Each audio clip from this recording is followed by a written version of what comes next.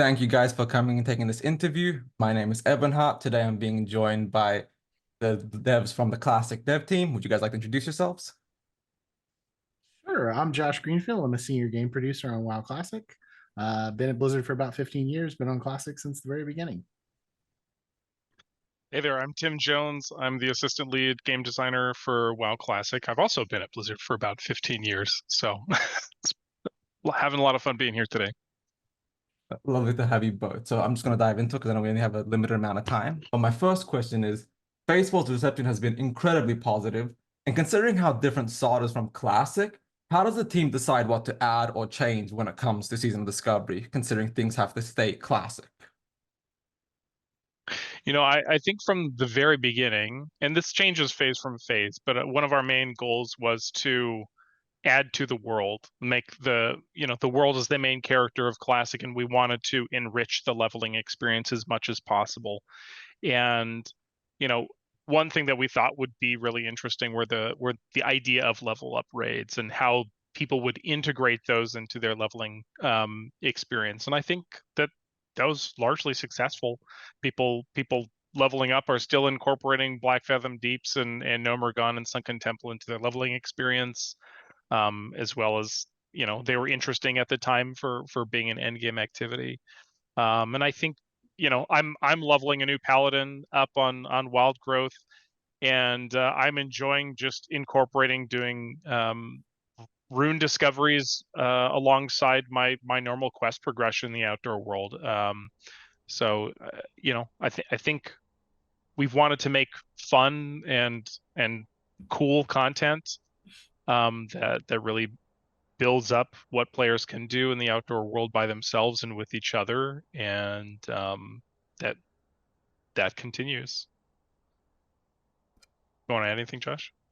I mean, yeah, pretty much. I think, we definitely have kind of a sliding scale, like Tim alluded to, that has sort of changed over time of like what we feel is like appropriate or not. I think one of the things about Season of Discovery that we really like is that it's a great test bed, not just to see what works, but also to kind of see what doesn't in the kind of original WoW vanilla framework.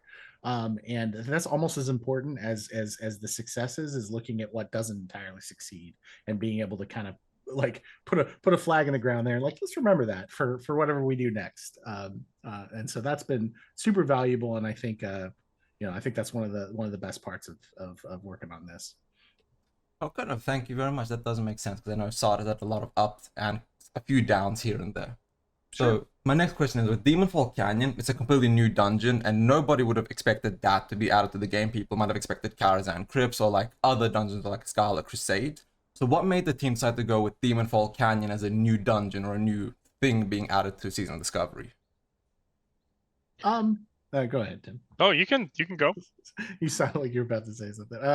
Demonfall Canyon is an interesting one because like how that kind of the genesis of that is, we had, one of our designers was working on one of the discoveries for priests, and he wanted to have it integrate with Demonfall Canyon, have you go there for a reason. He's like, well, I'm going to create an instance version of this so I could put higher level creatures there without like jarring phasing or anything like that.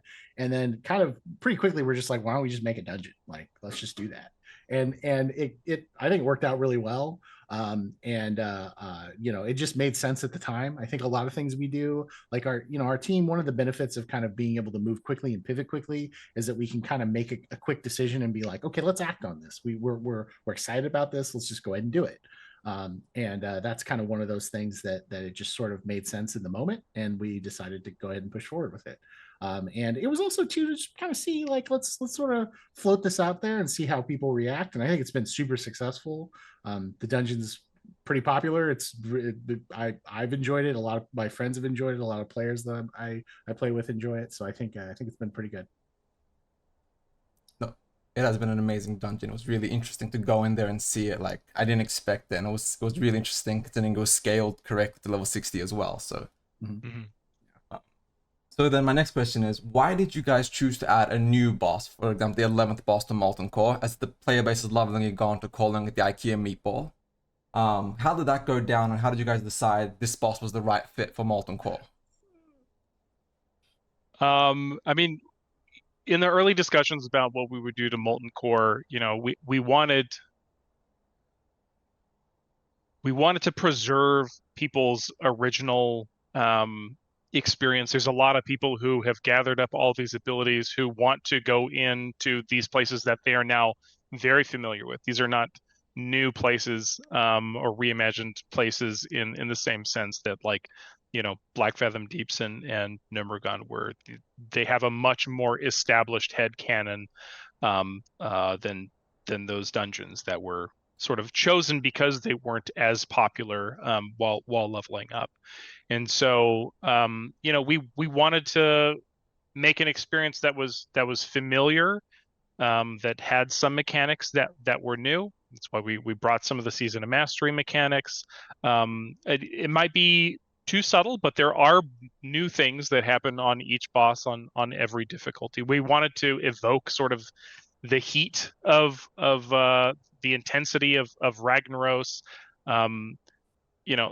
The Blackrock Eruption event is also part and parcel with that. That was to signify to players, like, Ragnaros is in his lair and he's pissed and he's tearing things up, and we wanted people inside the instance to feel that intensity, and people in the outdoor world to feel that too.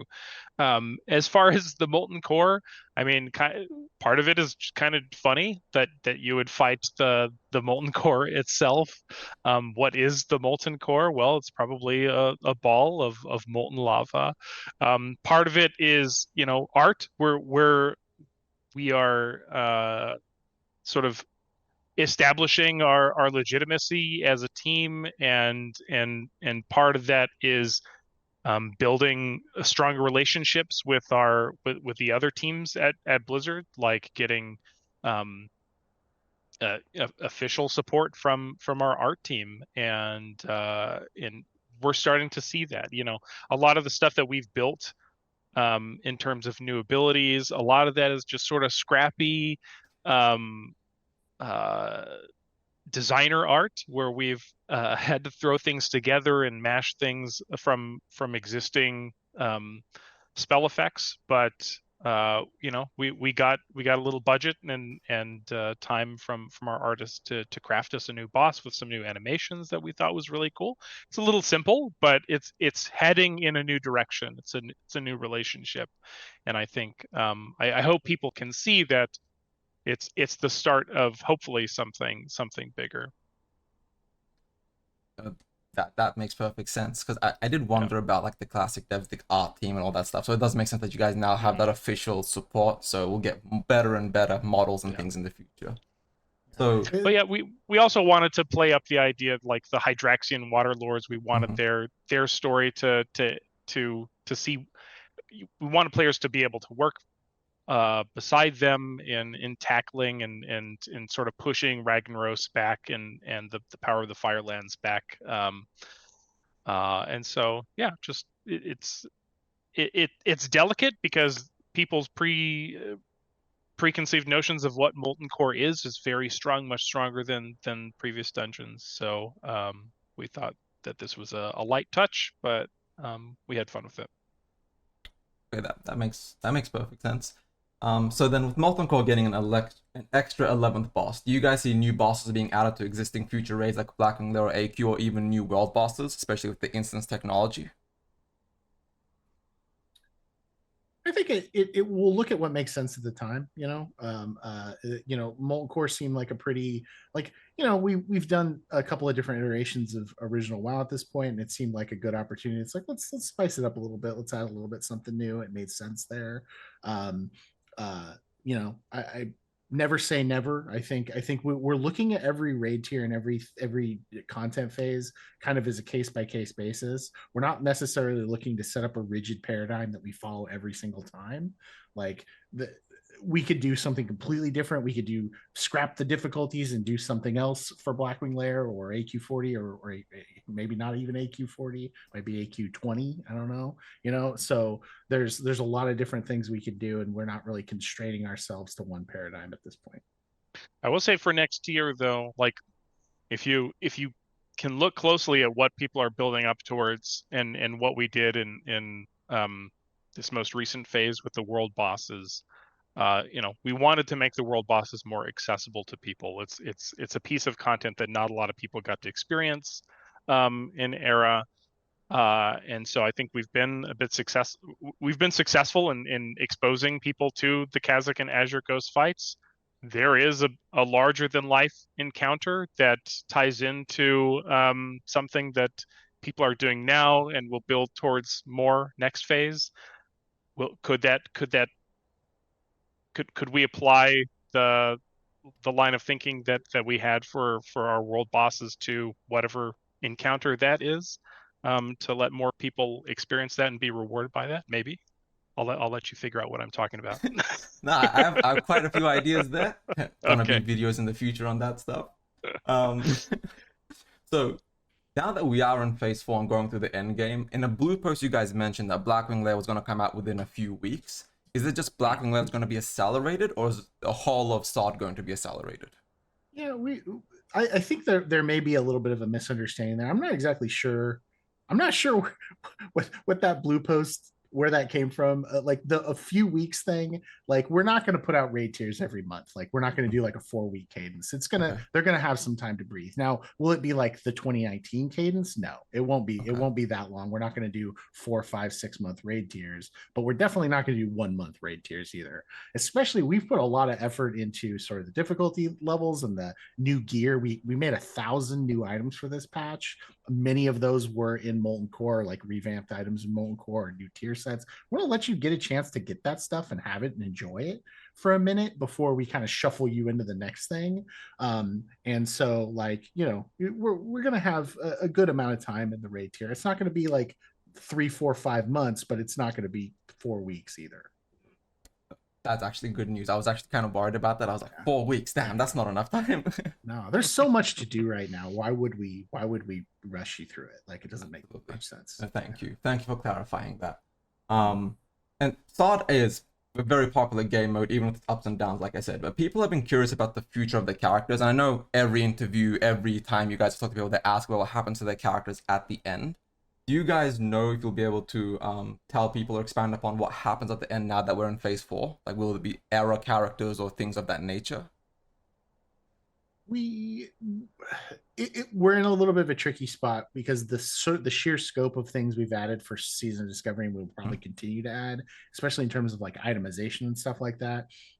We can't put you on an Arrow realm, right? Because like that's a bridge way too far to let you take your 8-piece enhancement shaman set that doesn't exist in Arrow over there, right? Like, but we don't also we're growing attached to our characters too. I've got several characters, 2 in particular, that I just love playing, and I'm not in a hurry to shuffle them off to a retirement home.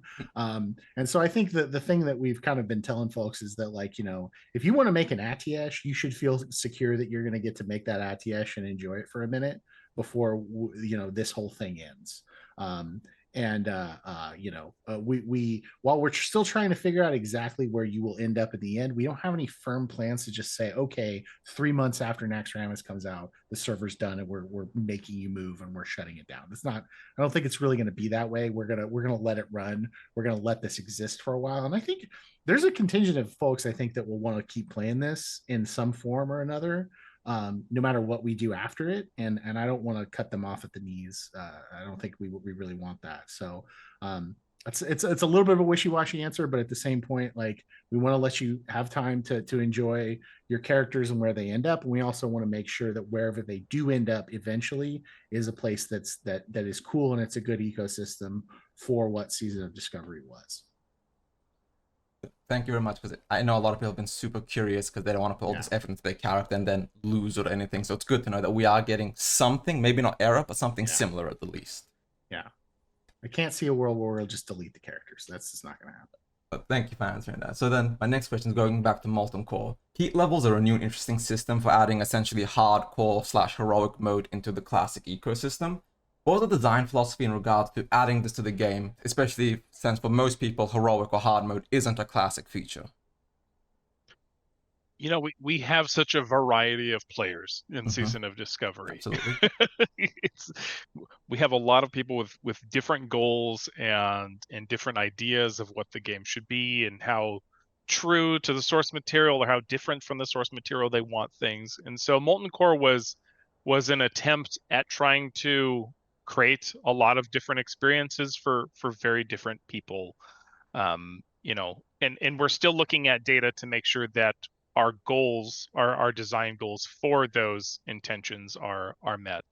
And first off, like Heat 1, we want Heat 1 to be incredibly approachable. We don't intend like if you can get a group together, if you have a decent amount of pre-bis gear and have prepared moderately, then we don't want you overwhelmed by the mechanics of the fights. We don't want you to wipe that much. We don't want fights to go super long. We don't really want people to struggle. We want it to be a fun way for you to get together and feel rewarded for having assembled a group in the first place and get some cool items. You know, you might not get as many items as people on the harder difficulties, but you get the full experience.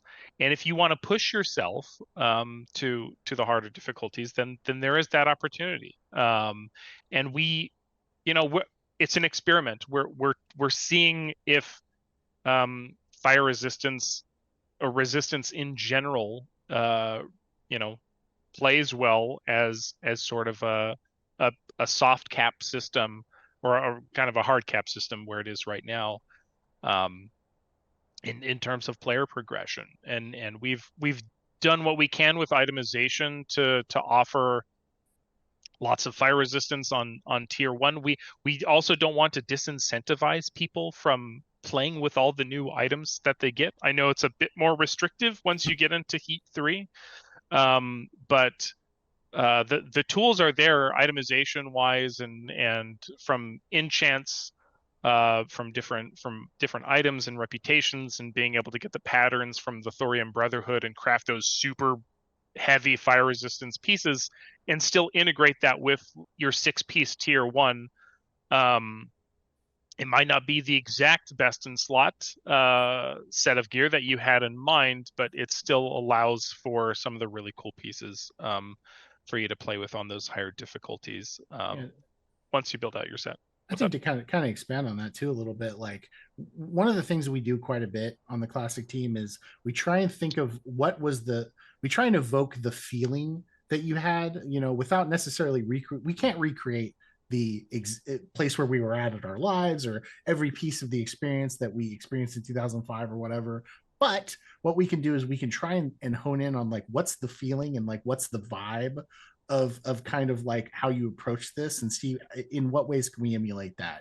And a lot of the fire resistance stuff, it's like that was just kind of a part of what you did in 2005. It was like a preparation aspect that you got together with your guild, you pooled resources, you invested in trying to develop your character, and then you grew out of that stuff. Like you made a bunch of dark iron gear to survive Ragnaros or whatever, and then eventually you're like, yeah, you know what, we got enough gear, we have enough DPS, we can just kind of back that up a little bit.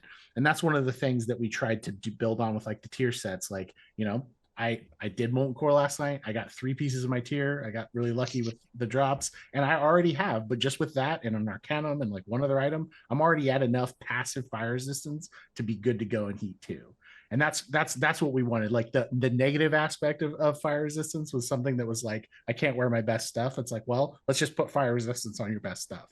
And I think it's working out pretty well. I think it's going to end up working out well. Now, will we do resistances? You know, is Blackwing Lair going to be the shadow raid? I don't know. Maybe not. Probably not. Like that's not necessarily something we want to do every time and have you have just like oodles of useless resist gear in your bags forever. But it seemed like it made sense for Molten Core that was just sort of like a iconic part of sort of the over preparation that players did to tackle that in earlier iterations of original WoW. And the way that we structured rewards too, I think the intent was for people to start at lower difficulties. Obviously, yes. we provided the flexibility of being able to do any boss on any heat at any time, except if you want to do the Molten Core boss itself. But you know, people who try to do Heat 3 right off the bat, it's going to be hard. It's because you're skipping steps. So because you've skipped steps, you know, itemization is going to be really awkward because you're not putting in the effort to get the pieces of the Thorium Brotherhood gear or the tier 1 that, you know, people are going to get naturally from going from lower heat levels to higher heat levels. So there's going to be some friction, and we're okay with that.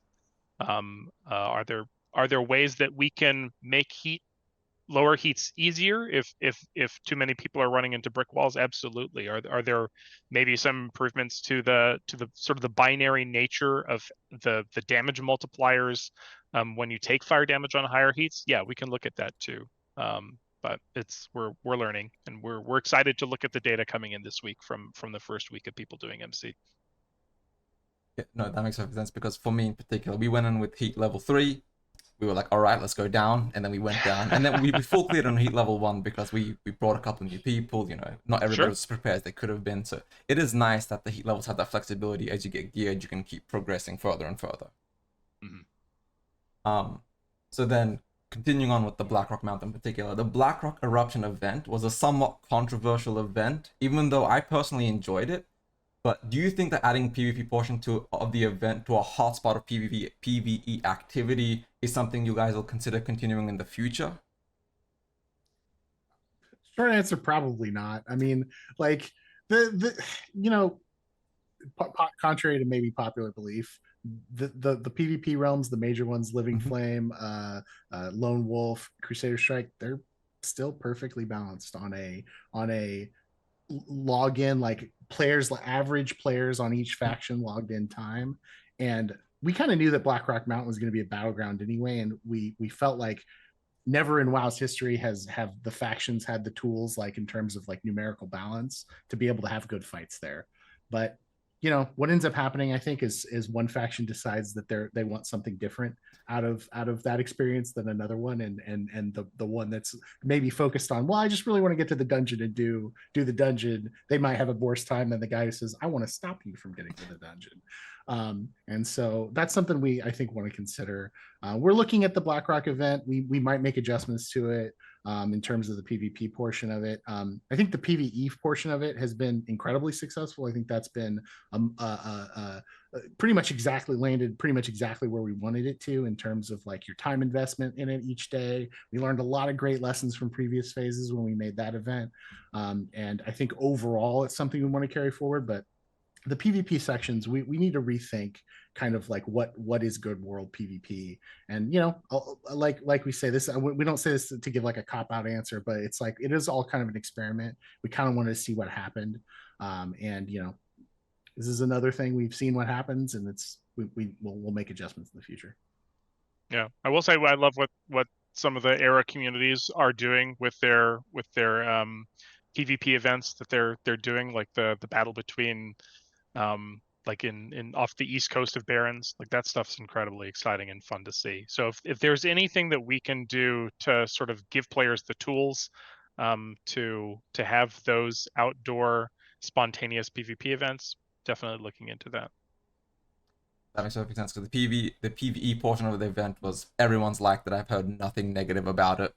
But yeah, so it is good to know that you guys, like, the data shows like PvE servers are balanced and PvP servers are just PvP servers at the end of the day, sadly. Yeah. So going on, this one's a kind of interesting question, but incursions are probably the most controversial thing out of the season of Discovery and contributed to a lot of the negativity around Phase 3. The team removed them in Phase 4, but what did you learn from the experience that might benefit Phase 4 onwards, or like next season, or whatever you guys continue doing? I don't want to hog the mic here too much, Tim, but I think going into it, what the idea we had for incursions is we wanted to look at like the Cenarian expedition or Cenarian circle sort of like missions that we had, and like make that a little bit more approachable and user friendly, because like those were kind of like a proto form of like daily quests, right? Like they were kind of repeatable quests, but they were very cumbersome because you couldn't like share them, and there was this like really weird long lead time intro where you had to go and do this like kind of task and then bring it back, and it was a whole thing, but it felt very old school. We wanted to try and emulate that, but unfortunately making it so repeatable and honestly way too lucrative, which was just a miss on our part, that unfortunately kind of hurt it quite a bit. And that's the good lesson, is to really make sure you're looking at these things holistically. Like I think there was probably I could get into a whole thing just on this, but there's a couple really good lessons we learned there about making sure that whenever we're looking at these types of events, we're looking at sort of not just like how does it feel to do the event itself, or how does it feel like, what do the rewards feel like, but looking at it all together. And I think we could have done a better job with that. And I think the Eruptions event, it was informed a lot by that, and that lands a lot closer to where we would have wanted, I think, Incursions to have landed. And we were able to apply the lessons and make meaningful adjustments to the next thing we did, and that's the goal. And again, like, it goes back to what I was saying, that it's almost as much about seeing what doesn't work as seeing what does work in this kind of seasonal experimental environment. Okay, that makes perfect sense because Incursions, controversial, BRE so much better. So it is good that those lessons did start making the further events and stuff already better. Yep. So my next question is, like, the Tarnished Undermine Real is a really good addition to the game, makes people go into dungeons and grind, just keeps the world active and players incentivized. Do you plan on expanding on this currency in the future, for example, in Phase 5 and people in Blackwing Lair or onwards? Like, if you guys add new dungeons or things like that, will there be a new currency, or will we continue with the Tarnished Undermine Real? I'm again hogging the mic. This You're good, is man. another thing that I worked on. So but like, the currency, there's a reason we cap them at 100, so you can't bank them forever. And I think it's, I don't want to say for sure, but I think it's, if we wanted to just continue to use that currency for future things, it could work. We could add more. We don't really want to, like, we don't have a currency UI in Classic at this moment, so we don't want to bog your bags down with all these different things. And so that's just something we got to think about. But I think it was built to scale a little bit, to that if we wanted to add more things to it, we could, and we'd feel okay about it. So I no specific plans or anything to announce, but it's in the back of our minds as something we could expand upon. I also think in future phases, like, getting your tier 0 set is going to be valuable. Like, they're good pieces of gear, and people will continue to be incentivized to run dungeons. And I don't foresee us doing a thing where it's like, well, we're gonna, once tier 2 is out, we're gonna put tier 1 gear on the Undermine Real. That's not gonna happen. Yeah. We want Molten Core and Onyxia to be the avenue that people go to get that gear. So I think dungeons will continue to be good content even in future phases. Thank you very much. Makes perfect sense. Well, that doesn't really matter too much. Just want to move on to the next question because we don't have much time left. So I know you guys probably can't share much at all, but would you be able to share any teasers of what's to come? For example, future new dungeons or raids, or what comes after Season of Discovery? Again, I know you're probably tight-lipped, you can't share much, but people would love to know even a tiny teaser about what is potentially coming. Well, we've already given you a little tease. He earlier did. You go watch the VOD, rewatch it, get your noodle cooking a little bit. But I don't know, Tim. What can we say here? I mean, I think if there's anything to take from this last phase, is that we want to do as much as we can. And obviously, like, we're getting more support from our art teams. Hopefully that manifests itself in cool and exciting ways for players to be excited about. Demonfall Canyon was a really fun experience. One thing Josh didn't mention was how fast we put it together. It was a really great exercise in seeing, like, how quick our team can respond to an idea from a content designer. And three of our encounter designers, myself included, we got our paper designs and implementations and got all that done in a matter of weeks. And started play testing it and got it tuned and feeling good on the team. And I don't see that as the end of us exploring avenues of creating content spontaneously like that. We're going to continue looking for more opportunities to inject our creativity. Obviously, we're going to try to do that in the upcoming raid content that people know is coming, but I think that there'll definitely be some additional surprises. Oh, thank you guys so much for your answers. I appreciate you guys taking the time to do this interview. Thank you guys. Have a fantastic day. Thanks. Thank you so much.